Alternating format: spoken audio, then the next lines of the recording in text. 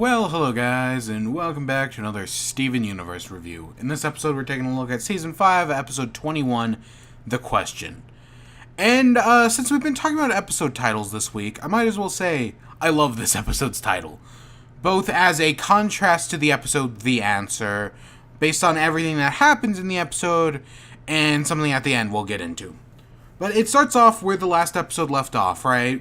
Amethyst and Steven go up and find Ruby and Greg on the cliff. And we learn that Greg knows about what happened with Rose Quartz and Pink Diamond. And, I actually do... Seeing this one little scene, it does make me want an entire episode with Greg just talking out his feelings with this. Because...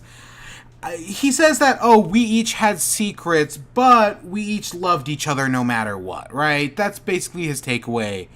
And while that may be true, I'd love to see Greg's more in-depth thoughts on this, right? It's a little character moment, but it's just something I'd love to see. And then they talk to Ruby, and she's now without Sapphire. She can do whatever she wants. She has her complete freedom. She can eat pizza and read comic books. And that's when I'm reminded that Ruby is still a child. It's funny. I know the last episode, Amethyst is the most mature crystal gem.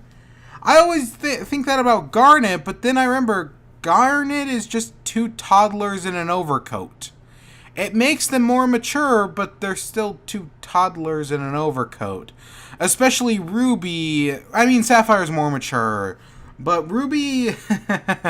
we met the other Rubies and hit the diamond. It doesn't help that Rubies are just naturally inclined to be dumber. It's how it works. But Steven feels bad because, he wants Garnet to be back together. Garnet's stable in his life. And I was watching this, I'm like, oh my god, is this a metaphor for divorced parents? I hadn't even thought about that at this point. And at least right here, that's what it feels like. It feels like a child dealing with his divorced parents. And that's really neat. This scene definitely feels like it. The rest of the episode really doesn't hold up on that fact. But it felt really good right here. God, they do all the mature topics with Garnet, don't they? And I do want to point out, I know we talk about animation a lot, right? Big hair seems to be the big recurring factor. Something about hands in this episode looked off. Look at Steven's hands right here.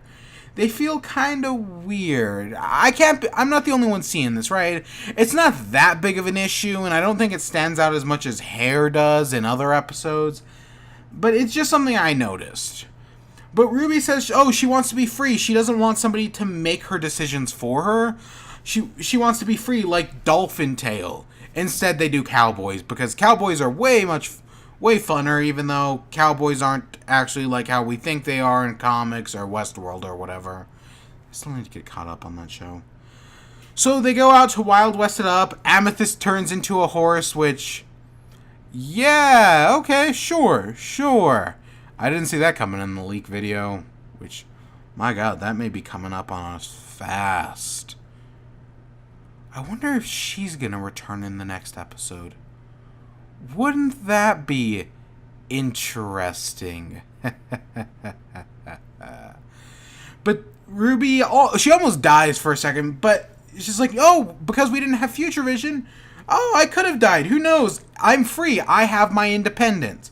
She starts relating being a cowboy to being independent. Not a bad idea. Sure. That's totally how humans' brains work. And I'm not being sarcastic there. No, that's really how humans' brains work. They'll relate some sort of event to feeling independence or feeling whatever emotion they need, because it really does relate like that. But we get a song, Ruby Rider, which... I'm going to be honest, I don't think this is the greatest song in the show's history. I can't even remember it. Every time I try to think of it, I just keep thinking of the Little Butler song, the Ruby Rider, that's you. That's how I keep thinking of it in my head. I don't remember it at all. It also doesn't help that, I don't know who voices Ruby, don't at me, I don't care. I don't think she's the greatest singer. I'm just gonna be honest. I mean, I've definitely heard worse in other things, but it's not the greatest here. No, it doesn't have to be, admittedly, because, you know, it's country, folk, western music, and you don't have to be the greatest singer, you just need to have the heart. But then immediately after this, Ruby admits that she doesn't have the heart. Everything she was singing about was a lie.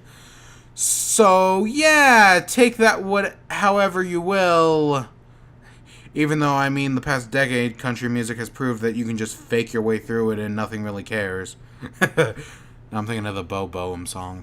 Burnham? Whatever, you know what I mean.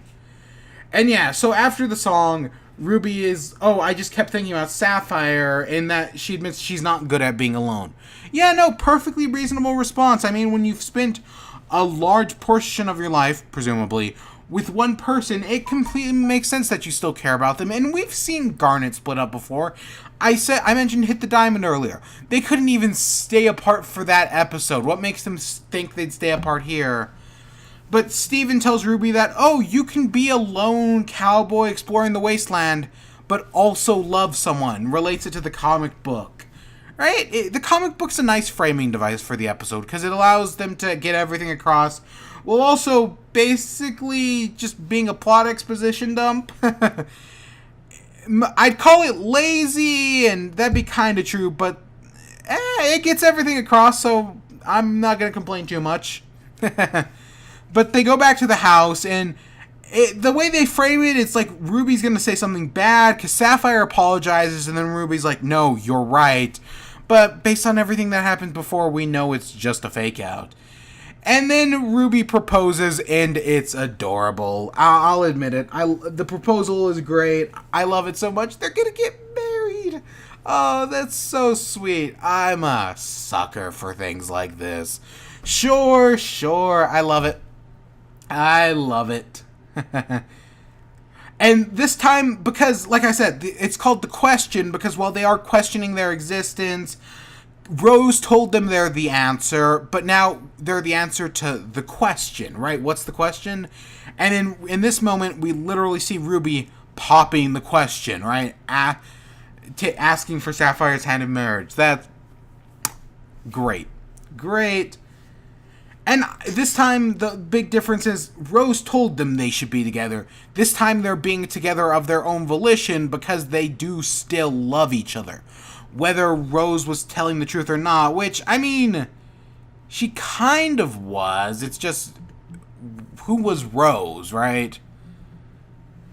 But, you know what I mean. And then, right, everyone, it's also sweet. Amethyst makes a joke that I did find funny. And then they use the comic book to do our to be continued, right, setting the whole piece, and that's nice. It's a nice little detail. And yeah, that's the question. I think it's a fine episode. It's really good. It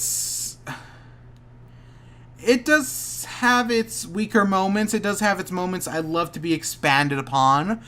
But overall, it does everything it needs to, and it gets us a good proposal at the end, and I'm excited to see the next episode. And yeah, tomorrow, today's episode, because when this goes up, is the wedding. I'm excited. But I hope you all enjoyed. Stay tuned for more. Until next time, peace.